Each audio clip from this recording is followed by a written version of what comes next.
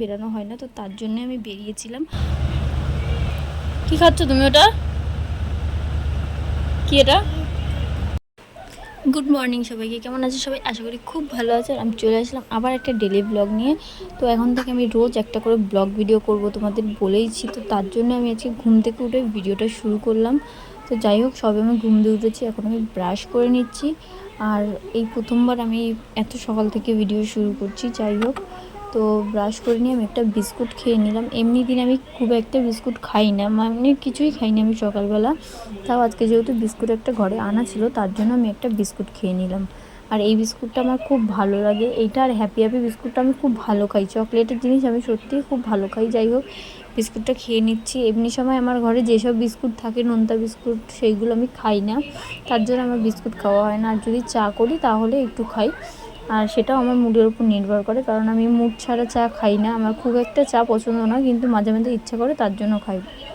আর যেহেতু আজকে তাড়াতাড়ি আমার বর ঘুম দিয়ে উঠে গেছিলো, তো তার জন্য আমি একটু সকাল সকালেই বিছনা টিছনা ঝেড়ে নিচ্ছিলাম। আর প্রত্যেক দিনের কাজ হচ্ছে বিছনা ঝাড়া থাকেই, সবার প্রথম কাজ হচ্ছে এটাই, কারণ বাসি বিছনা ফেলে তো আর অন্য কাজ করা যায় না। তো তার জন্য আমি বিছনাটা ভালো করে ঝেড়ে নিলাম আর ভালো করে গুছিয়ে নিলাম। এমনি বিছনাটা গোছানোই ছিল, খালি একটুখানি ঝেড়ে নিলেই হতো। আমার বিছনা এমনি সবসময় গুছিয়েই রাখে।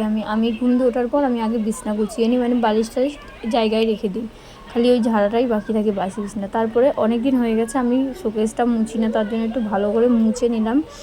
আর অনেকটা ধুলো পড়েছিল, মাঝে মাঝে মোজা হয়, কিন্তু এই ইদানিং কদিন ধরে আমার মোজা হচ্ছিল না অনেকগুলো কারণে, তো তার জন্য আর মুছতে পারিনি। তো আজকে তার জন্য মুছে নিচ্ছি আমি ভালো করে। আর শোকেসের একটা কলিং আনতে হবে, কারণ শোকেসটা না হলে দাগ দাগ হয়ে যাচ্ছে। অনেক দিন ধরে আমার বরকে বলছে, কিন্তু আমার বর আনছেই না। তো যাই হোক, মোছা হয়ে গেছে। দেখো আমাদের বাড়িতে আজকে কী কী রান্না হয়েছে: ভাত, মাছের মাথা দিয়ে ডাল, আর কাঁকড়া। আর কাঁকড়া আমি খুব একটা ভালো খাই না, এটা একদম সত্যি কথা, আমার একদমই ভালো লাগে না বলতে গেলে। আমি একদম সত্যিই ভালো খাই না কাঁকড়া।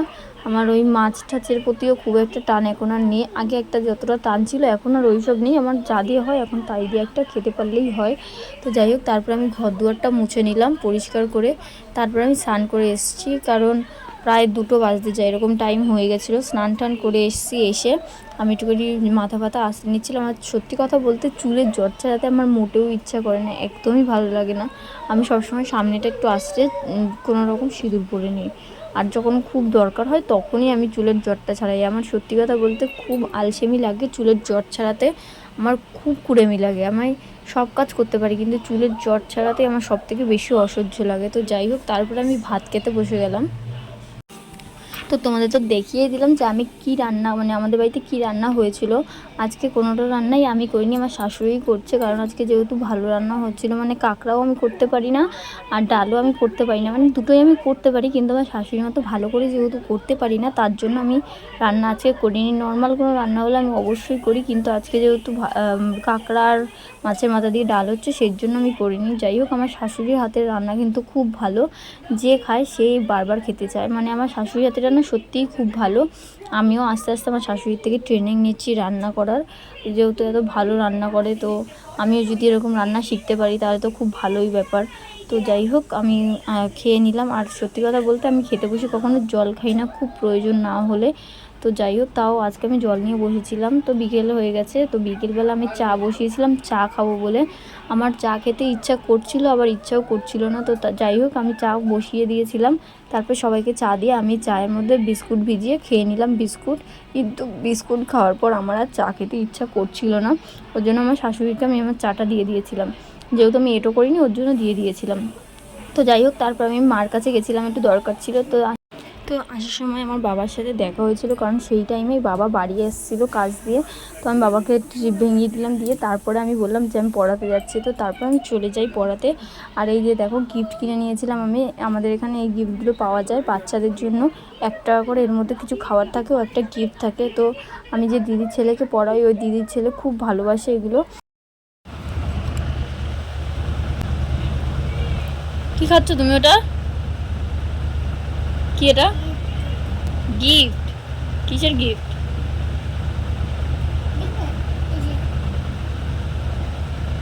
খাও, তাড়াতাড়ি খাও, বই পড়তে হবে। তো যাই হোক, তারপর আমি বিকেলবেলা বেরিয়েছিলাম একটু বাবার সাথে, অনেক দিন হয়ে গেছে বাবার সাথে বেরানো হয় না, তো তার জন্য আমি বেরিয়েছিলাম। আর আমি গেছিলাম একটু ফুচকা খেতে, যেখানে আমি ফুচকা খেতে যাই সেখানেই যাই।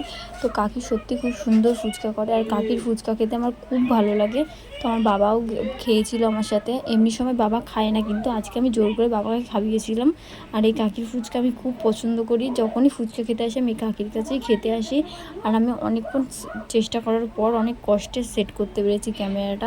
তো যাই হোক, তারপরে আমি চলে আসি আমার মামার দোকানে, কিছু জিনিস নেওয়ার দরকার ছিল। তো দেখো, এটা হচ্ছে আমার মামার দোকান, আমাদের এখানেই দোকান মামার, এই যেটা হচ্ছে আমার মামা।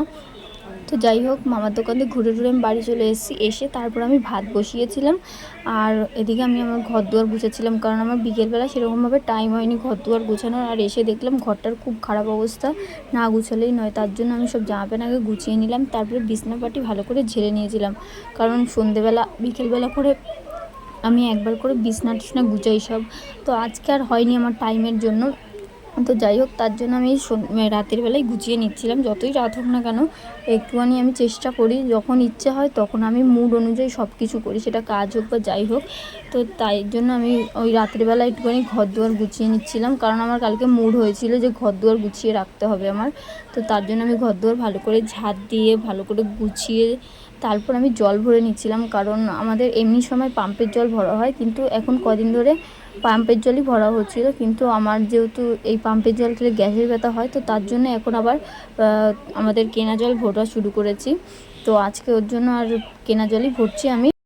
তো যাই হোক, জল ভরতে ভরতে আমি দেখলাম যে ভাত হয়ে গেছে, তো তার জন্য আমি গেলাম ভাতটা উপর দিতে। আর এই ভাত উপর দিয়ে এসে আমি আবার জল ভরতে শুরু করেছিলাম, কারণ একদমই ফ্রিজটা ফাঁকা হয়ে গেছিলো, কোনো জল ছিল না খাবার মতো। তো তারপরে আমি জল টল ভরে সব কাজ বাজ গুছিয়ে নিয়ে আমি একটুখানি বই নিয়ে বসলাম, মানে লিখতে বসলাম। আমার পার্লারের কিছু লেখা বাকি ছিল, তো সেটাই লিখতে বসেছিলাম। কিন্তু আমার যেহেতু অনেক রাতে বসেছিলাম, ওর জন্য আমার ইচ্ছা করছিল না।